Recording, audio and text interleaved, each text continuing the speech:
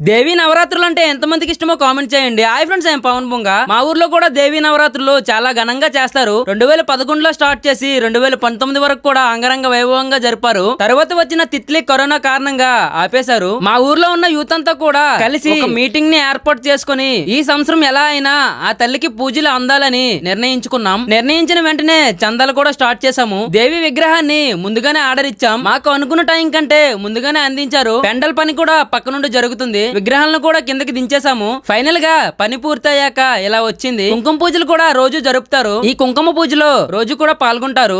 ఈ విగ్రహంలో ఉన్న ప్రత్యేకత ఏంటో నాకైతే తెలీదు, కానీ చూసిన ప్రతిసారి కూడా పాజిటివ్ ఫీలింగ్ కలుగుతుంది. పూజ జరుగుతున్న సమయంలో వచ్చిన భక్తుల కోసం ప్రసాదాన్ని కూడా రెడీ చేస్తున్నాం. ఈ రోజు ప్రసాదం పులిహోర మరియు పానకం. పానకం ఎంత మందికి ఇష్టమో కామెంట్ చేయండి. నాకైతే చాలా ఇష్టం. పూజలన్నీ ఇంత మంచిగా గ్రాండ్ గా జరుగుతున్నాయి అంటే దానికి కారణం మా గ్రామ పెద్దలు మరియు మా యూత్ చాలా బాగా సపోర్ట్ చేస్తున్నారు. ఇలాంటి